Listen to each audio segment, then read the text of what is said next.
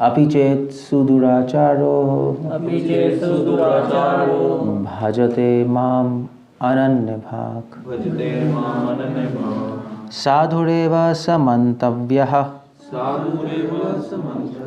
samyak vyavasito hi saha.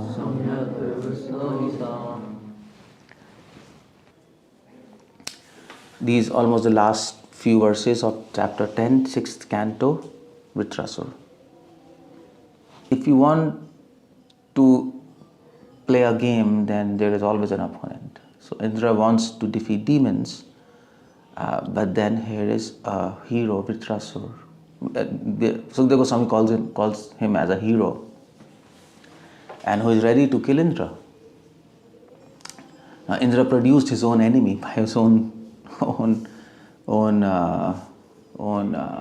tricks which he was trying to do to kill demons. Now here, but Vritrasura, Indra was very impressed by Vritrasura, although he was his enemy. Indra will praise his heroic power and his courage to not leave the battle. What's happening here is Vritrasura with his demon friends, and even the name Viprachitti, Namuchi, Puloma, Shambhara, they all went to fight demigods. Vritrasura was a leader and they went to fight demigods. And what this verse is saying, Te swaprayasam vittatham nirikshaya. All the demons saw that their all efforts are becoming simply waste against demigods. Why? Because harav abhakta, because they were not devotees of Krishna. And that is the whole point there. They thought, well, these demigods are being protected by Krishna and Vishnu. And they are in fact protected by Krishna and Vishnu, even if he's present or even if he's not present. That's why this Bhagavatam verse says, Etecham 𝗙𝗶𝗹𝗀 Krishnastu bhagavam swayam indrari vyakulam loke. Krishna comes to kill the enemies of Indra. It's said like that. It's not said Krishna comes to kill demons. It's said he comes to kill the enemies of Indra. And here in front of demigods and Indra, this person Vritrasura, he is really born to kill Indra. He is really enemy of Indra, and it's Krishna's vow to kill the enemies of Indra. Why? Because Indra is on the side of dharma, religion. And Krishna has another vow, dharma samsthapanarthaya. Krishna is a protector of religious principles. In Vishnu Sahasranam, there are so many names alluding or indicating this name. He's a protector of religion. So he will do anything at any cost to protect religion, even if he has to break his own vow. Just like he broke a vow to kill Bhishma because he wanted Yudhishthira Maharaj, the personified religion to win and then rule the world. That's his mission. So he's always besides his devotees. That's the whole point. This I'm forgetting, but in Old Testament, in Bible, there is a beautiful story there. There was this king. I forgot his name. There are so many kings in Old Testament, but this king was there, and who was he? Come on, probably you remember. I'll tell the story. If you remember, just tell me. So there was a king, and then God told him, you should go and you should actually destroy the other camp, like the barbarians. They were all barbarians. So God told, destroy them. They are very sinful, and you should go. So he went with his soldiers, and God told him, okay, do one thing. Till the time you keep your hand raised, you will win. And the army was very small, a small group, and the opponent's army was very big. So God assured them, till the time you keep your hand up in the sky like this, you're going to win. And if you put your hand down, then you'll start losing. So this king, he was keeping his hand up like this, and everybody was fighting, and they were winning in spite of the fact there were very few of them. Okay, let's put it like that, 10:1 ratio. For every one person, there's a 10%. So there's no chance of winning. But because they were devotees, they were believed in the Abrahamic God. one God. So he kept, and they were winning. So it between what happened was, I mean, the war will take so much time, like it's like morning till evening. He's like standing. He got tired. His hand started paining. So he just put his hand down. As soon as he put his hand down, they were getting defeated. The opponents started killing their army, and they were dying. And he was seeing what's happening. So then he told something has to be done. So he asked his fellow mate, he told, okay, I'm putting my hand up, and they put a stick here for rest, and then they put another stick and tied the hand like this, and then he was standing, like whole night he was standing like that. They were fighting, and in the morning they won. So God is, it's Old Testament is all about fights. Of course, it's all about love also, but apparently it's all about fights and treachery and cheating. But it's showing, and that's why, by the way, Christians say, the God of Old Testament is envious God. Is it? It's like that. They speak like that. All these Dawkins, they speak like that. But the idea is all the fights and all these rampages in the opponent camps by these devotees who are supposed to follow Abrahamic God. The idea is to show that God is always with the righteous people. That's the idea which Old Testament is trying to put through. Here again, there's a fight. There's a war. What war is doing in Bhagavatam? Bhagavatam is all about love. Bhagavatam starts with the fact, Pibatam Bhagavatam Rasamalayam. Sukadeva Goswami says, every verse of Bhagavatam, Swadu, Swadu, Pade, Pade, relish every verse of Bhagavatam. Every verse of Bhagavatam is full of transcendental mellows and taste and loving affairs. Bhagavatam is all about love. There is nothing besides love. Janmadi asyata. It begins with this line, Janm Adi Asyata. Vishnu Chakra Thakur translates it in a little different way. He says, okay, what is the Janma means birth. This Bhagavatam has taken birth. He's not connecting Janma Adi Asyata with creation. He's saying, okay, let's connect it to Bhagavatam. Bhagavatam has taken birth, Janm Adi Asyata, to actually promote Adi Ras. Adi Ras means the ras of Golok. You can also say Madhurya Ras, but technically if you generalize it, the love of Golok. That's the mission of Srimad Bhagavatam, to promote and propagate the love, the type of love which God has with His devotees in Golok. That's what Bhagavatam has come to promote and propagate and do a propaganda of. So every verse of Bhagavatam is full of that love. Now, what's war doing here? Vritrasura is fighting with Indra, and Indra is like, getting afraid, but here first Indra was getting afraid. Now demons are getting afraid. They're running, and there's a lot of fight. What's happening? Like, where is Krishna? Where is Raslila? Where is Vrajvasis? It doesn't mean anything. So why is this here? Why is this here? To make the same point what I was just mentioning, Old Testament. Sukadeva Goswami is trying to show that God is always with His loving devotees, whether He's present or not present. He's always on the side of His devotees, and of course devotees should also be conscious and also accept this fact, and also rejoice in this fact that God is with him or her always, whether he can see him or not see him.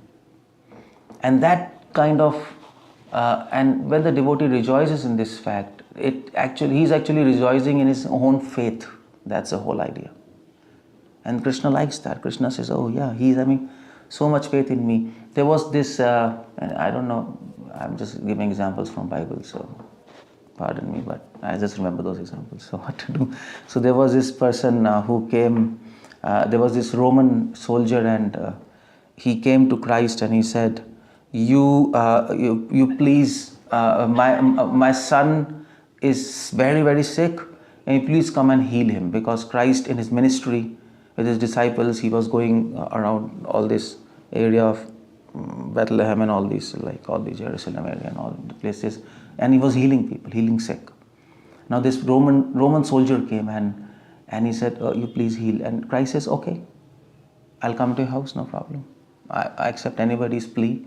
But that Roman soldier said, no, you don't need to come. You just give your word. Your word is enough. I have full faith in you.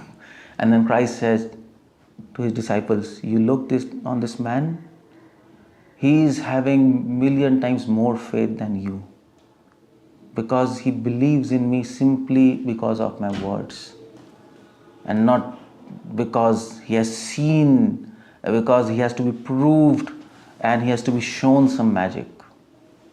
So then Christ makes his famous statement, if you believe in God after seeing him, what kind of faith is it? If you believe in God without seeing him, that's called faith. That's interesting. So that's the idea, especially at the time of fight. A fight means when you're fighting, then you are like highest anxiety and tension is in. That's the highest point of anxiety and tension, and in the life of a person, there's no other point of time where you are having maximum anxiety, because you can die. It's on your life. At this time, if somebody can remember that God is on my side, it expresses his 100% faith. That is faith. And that's why we see wars in Bhagavatam and Gita. It's spoken in the war setting. Why it's spoken in the war setting? Because the idea is Pandavas, to glorify the faith of Pandavas, that even at this time, which is a very crucial time where Bhishma, Drona, big warriors are there, still they don't lose faith in Krishna. And of course there Krishna was personally present. But here Krishna is not present. He's not there. Nobody can see them. But you see, the interesting point is even demons, they know what's happening. Even a Vritrasura, he can appreciate, that it's due to demigods are winning because Krishna is there on his side. Vritrasura is saying this. Vritrasura is saying, we are not devotees of Krishna, and probably that's why we are getting lost, because Krishna is with Indra. 𝗪𝗀𝗪𝗀𝗪, he hata yuddha darpa, and that's why we are losing the battle, in spite of the fact we are so strong. Viprachitti, Maya, Vritrasura, they were very strong. If you read the description of Vritrasura, he was very fierce and very strong.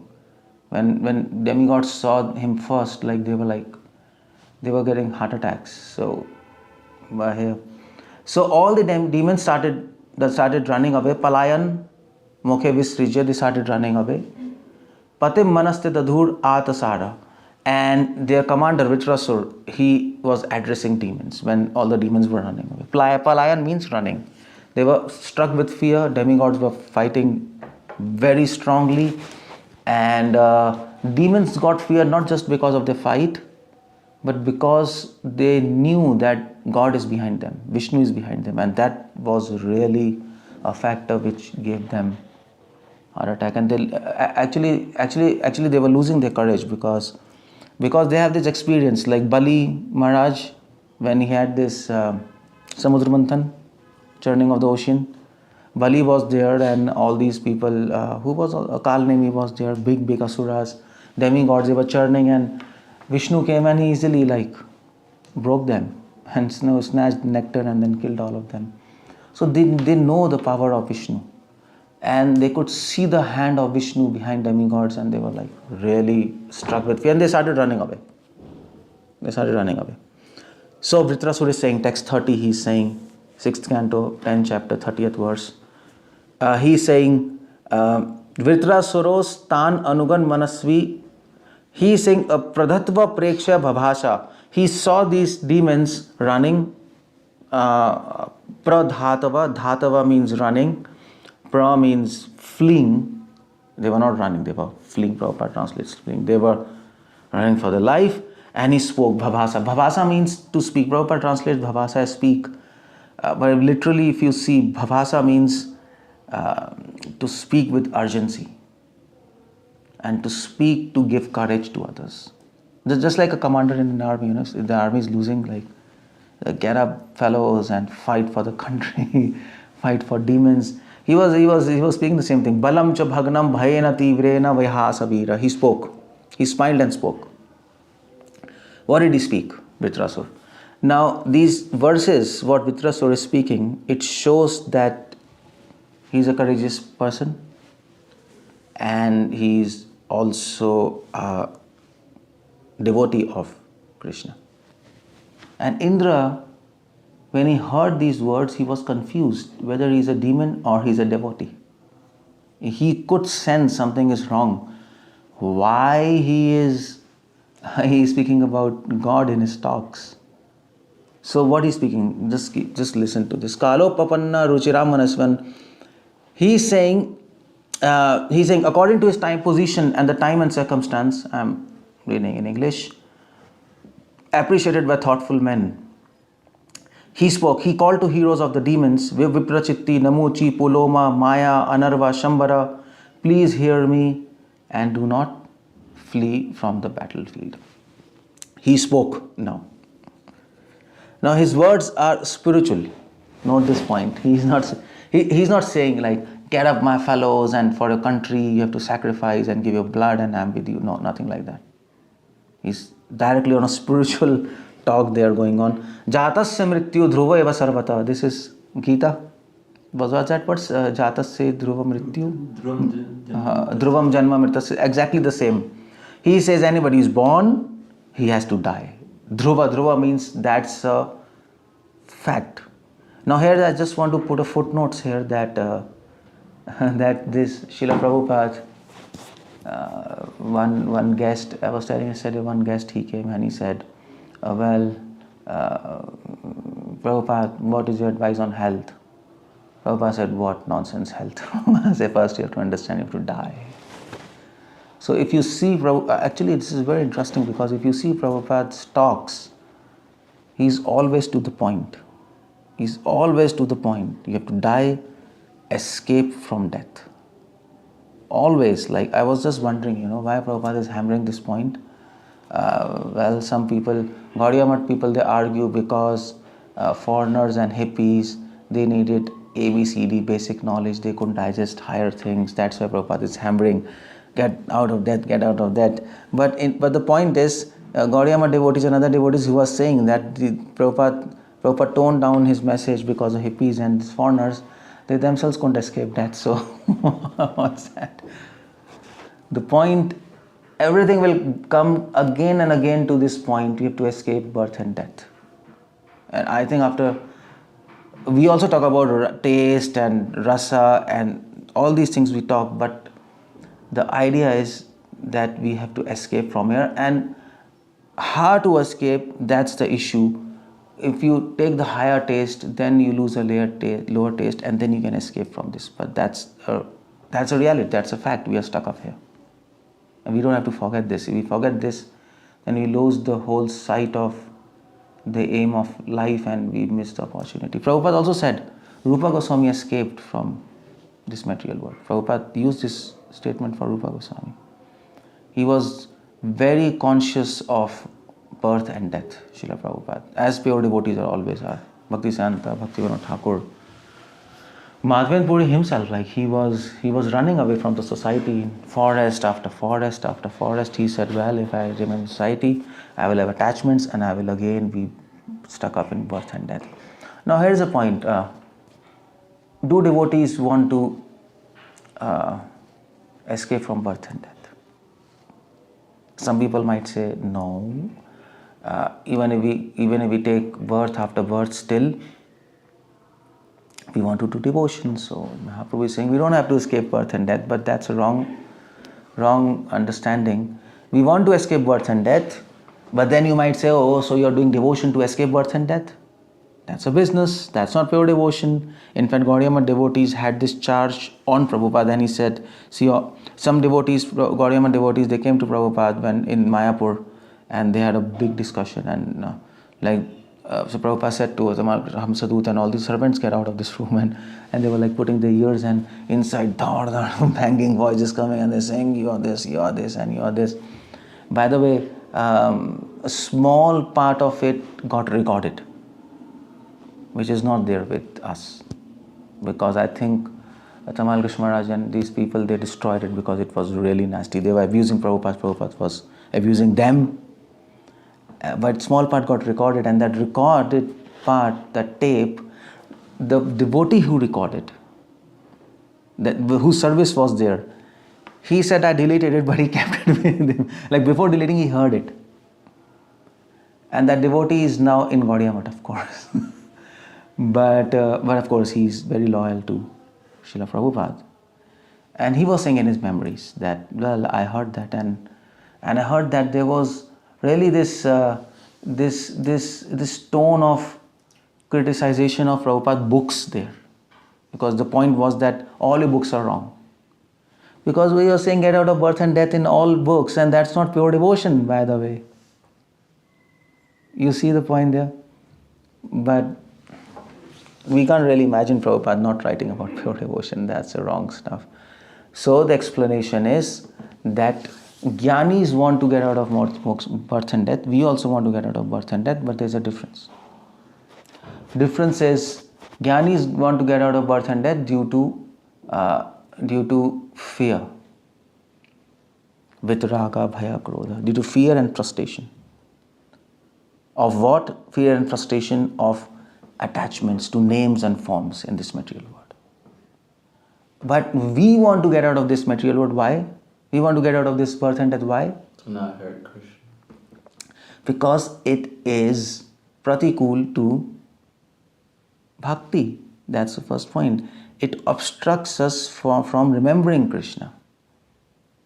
And our rule is anukulasya sankalpa pratikulasya varjanam. Simple. So although the action is same, the intent is different. So, and that's why this verse says, Jara marana mokshaya mama ashritya tantiye te tad brahma vidu krishnam. What's after that? Brahma vidu krishnam adhyatma karma cha akhilam. I think 7th chapter, almost the last verses. For Krishna directly says, for getting Jara marana mokshaya, for getting liberation from birth and death, mama ashritya, my devotees take shelter of me. Now, are these pure devotees or mixed devotees? Krishna says in next line, Te tad brahma vidhu krishnam. Krishna means completely. Brahma means me. Our spiritual life. They completely understand spiritual life. Adhyatmam karma chakilam. Their all actions are spiritual. They are my pure devotees. So then what Krishna is trying to say? Many commentators comment on this verse that devotees want to really get out of this birth and death because they see this as the greatest obstacle on the path of remembering Krishna. We want to get out. You see the point. One point I'll tell you. Why we want to get out of this material body? Why do we want? If that desire is not there to get out of this material body, if we are not frustrated of this material body, we will never get spiritual body. It doesn't happen like that. So as we get frustrated of this body, we are in this, and as we understand this body is what do we say? That line is there. Best use of bad bargain. This body is there. It is helpful to devotion, but at the same time, it's a big obstacle. So biggest obstacle, and we are using this, but what to do? But we want to get out of this. And when the desire to get out of this body becomes extreme, you can't stay in this body. You get frustrated and you want to get out of it. At that time, Krishna will award you spiritual body. That's the whole point. Of course, you should also have a desire to get spiritual body, but the idea is, how do we get frustrated of this material body? How do we get frustrated? One method is you do meditation and all those, but devotional method is we get attached to Krishna and we get attached to remembering Him, and the more we remember Him, the more we will realize this body will obstruct us more and not let us remember Him. By birth, by death, by old age, and by disease and all these things. And then the devotee will pray to Krishna, Krishna, please get me out of this body. Give me a spiritual body where there is no hunger, no thirst, no sleep, and we can always glorify you. And then Krishna will say, okay, fine. That's it. Now that's how you get Sarup Siddhi.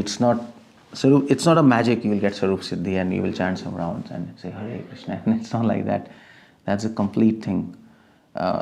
So that's what he's saying. All living entities, anyway, I'll just come to the point back. He says all living entities who have taken birth in this material world must die. Jatasya murti dhruvareva sarvata pratikriyasya na chahya klipprata. He says no one in this world has found any means to be saved from death. Vritrasura is a pure devotee, by the way. By the way, Vritrasura's stuti is there, 4 verses, isn't it? What's that verse? How it starts? How is that stuti starting? Vritrasura's stuti, 4 verses is there, famous verses. Anyway, I just missed my point. But they're beautiful verses, Vritrasura's stuti, and he's saying in that, so he's praying to Krishna, Dasan udasa bhavitosmi bhuya, that, oh my Lord, I want to become the servant and servants of your servant. And he's saying that virahi akankshe, I just desire one thing, I want to feel separation from you. It's a beautiful, and these 4 verses, Vritrasura stuti, what is this number? I just forgot this number. Anyway, so these 4 verses, Vritrasura stuti, 𝗪𝗲𝗪𝗲 Sampradaya, they say that actually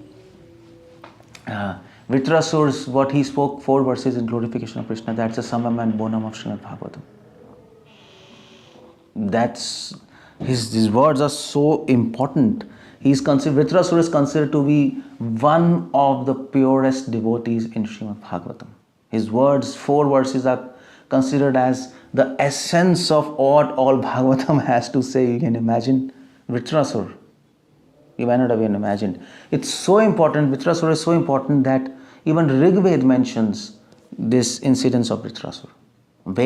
Vedas don't give a historical incidence, by the way. Vedas are talking always in conceptual manner. It gives laws and principles. Historical incidences based on those principles are in Puranas, but Vedas, they speak about this incidence. Why? Because Vritrasura is a very important personality, and here Vritrasura is speaking about death. So, if a pure devotee is speaking about death, here this is text 26 anyway.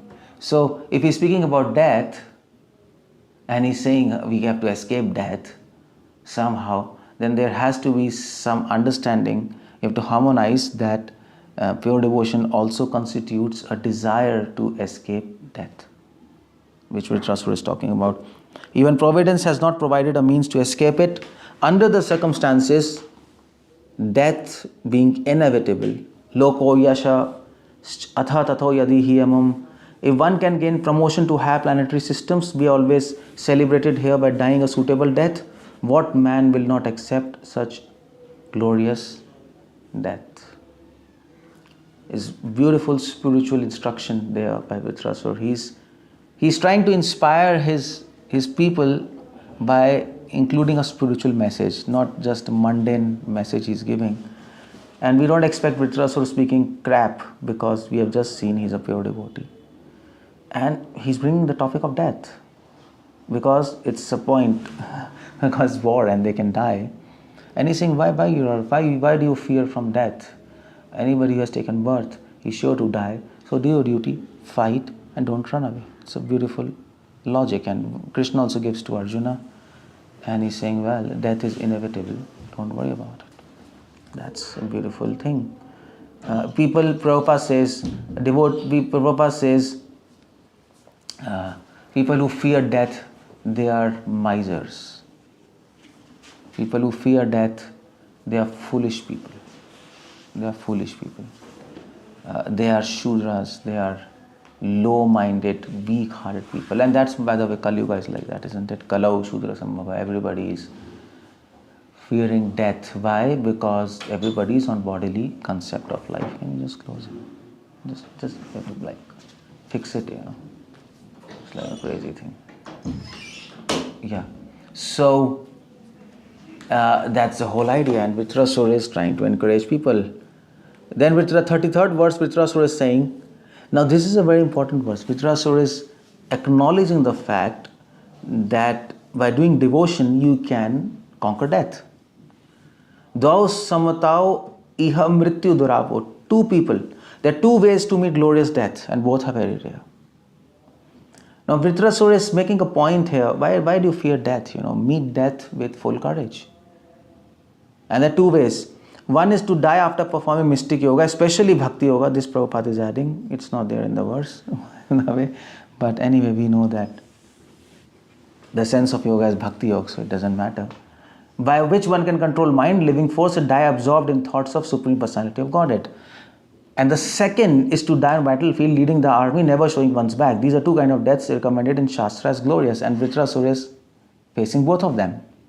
Vritrasura is devotee and is completely absorbed in Krishna, and the second is he is there and he is ready to die. So Vritrasura is acknowledging the fact that if you want to escape death, there is no other way. There is no other way than devotion. There is no other way than devotion. He knows this. He knows if you want to go up, whether spiritual world or heavenly planets, to go up, you have to get rid of fear of death. There is no other way. If we have fear, we go down. That's all. That's the rule. If you have fear, you go down. If you're fearless, you go up. That's the law. And fear is a basis of lust, anger, greed, and all whatever, even attachment. Even the basis of attachment is fear. That's what Bhagavatam says. Bhayam duyitya. People think, well, I'm getting attached to this person, my children, my house, and this and that. Well, if you really look up to it, the base is fear. What kind of fear? Emotional insecurity. Isn't that right? That's the base. I'll be alone. So I need some people, some things. I need money to protect myself. It's all fear. So attachment is born of fear, and then once attachment comes, then everything, anger and envy and everything proceeds. So, in fact, the basis of our arrival in this material world. We came in this material world because of fear. That's the whole point there. Because of fear, we are here.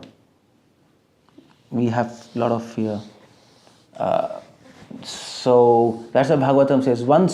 If you are fearful, you go down. If you conquer fear, you go up.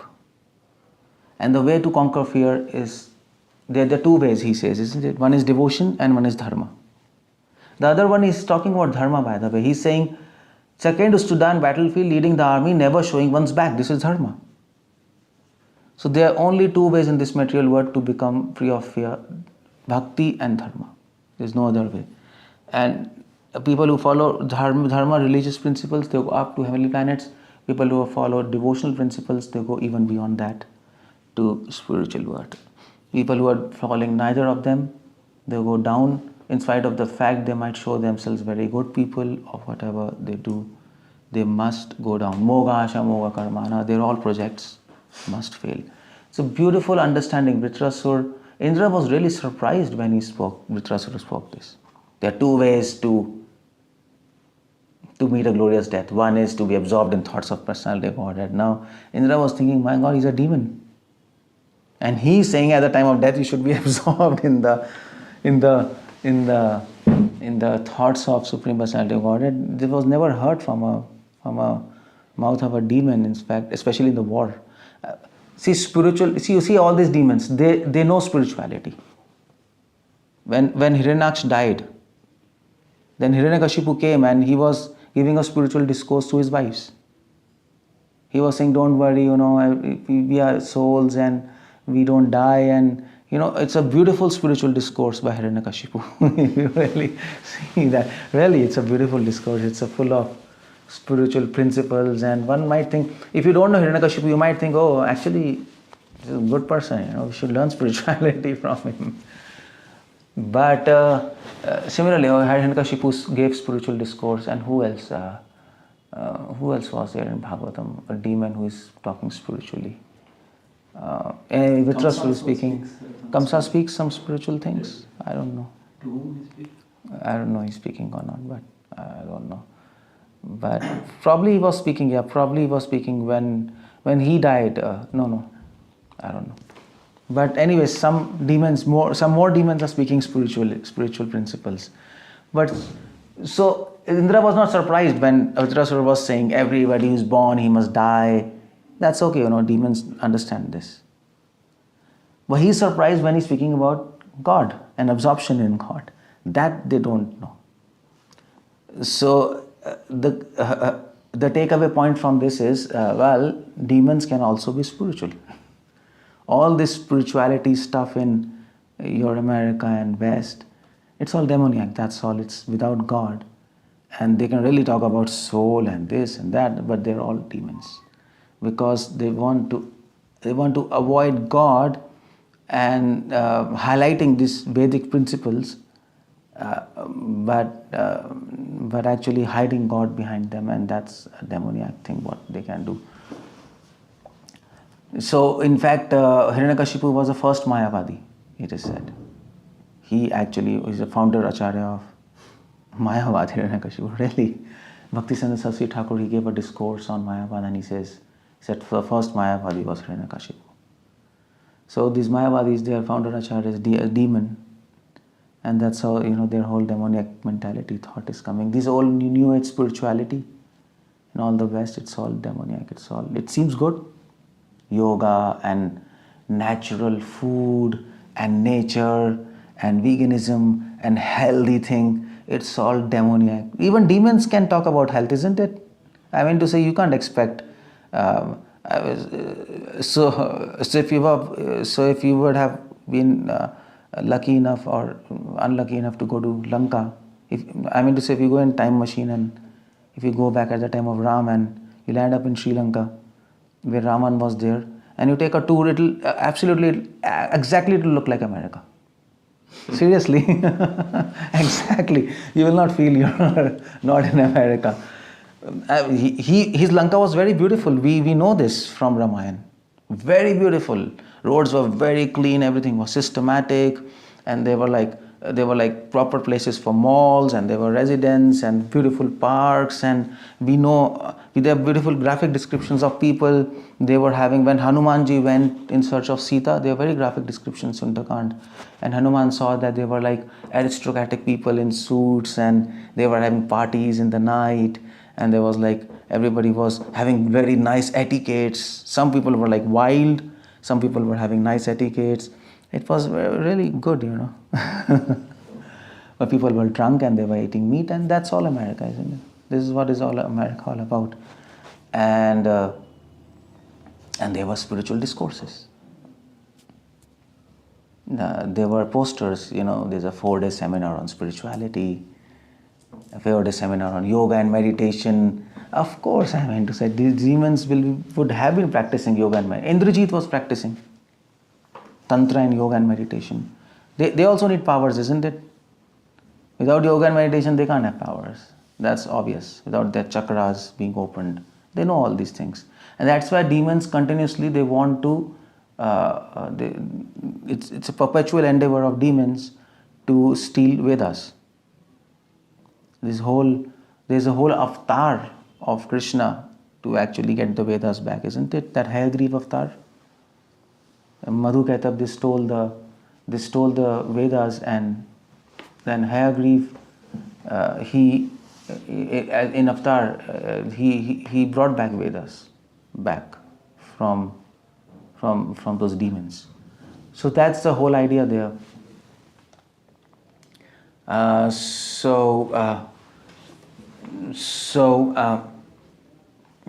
This is the whole point there. Vritrasura, he's a great devotee, and Srila Prabhupada, that's why always he never focused on spirituality as such, and yoga he never recommended yoga. But he always was harping on this point: Krishna, birth and death, and Krishna, birth and death, Krishna and birth and death. That's what he was doing, and that's a devotee. He's same Vritrasura, birth and death, and Krishna. The time of death, remember Krishna, go back. This has to be fixed in our mind. And then we can make our life successful. By the way, Vritrasura is not forgotten about spiritual principles and God even when he's fighting and he's getting lost in the battlefield. He remembers that. Generally, people will get psyched out, isn't it? Everybody's running away and what to do, hey, come on, you. And instead of speaking the spirituality, he would have been like abusing them, You cowards and you nonsense, come back. He didn't do that. He didn't do nothing like that. He didn't even praise himself, brag himself. You see, I'm here, I'm fighting, and you should fight like me. Nothing. He remembers these two essential points. What he spoke is just entire Prabhupada's teachings, Krishna consciousness. Remember death, remember Krishna. That's all, finish. That's all, nothing. You need only two words to get liberated, death and Krishna. Krishna people will accept, but death, devotees are not going to. Why should you remember death? But Krishna himself says in 11th canto, anybody who forgets death, he'll forget me. Krishna says clearly, anybody who forgets death is going to forget me. Because this material world will then attract him and, he will not want to leave this material world, and that's a big problem. He'll forget me. So we have to remember both. We have to remember death and Krishna. And that we'll die, that will give us impetus to achieve Krishna as soon as possible. Death gives an impetus. Krishna made death to give us an impetus to attain him sooner the better. That's why he made death. Krishna doesn't want to torture us. I mean to say, there are many reasons for dying, but one positive reason is, okay, fine, let's wake up, and attain me as soon as possible. Otherwise you're going to die and you're going to miss everything. That's one of the functions of death. In a positive tone, if we want to see death as a friend, one of the saint, he says, death is your guest. Invite him. Invite him in your home, and he will teach you many things. So that's the whole idea. But people of this material world, they fear death, they don't talk about death, and they don't even either talk about Krishna. They're missing these two strong realities which we are living in, and that's why they are completely in illusion. That's how it works. So this is about Vritrasura here, and I think I'll end up here. If there's any questions anybody wants to ask,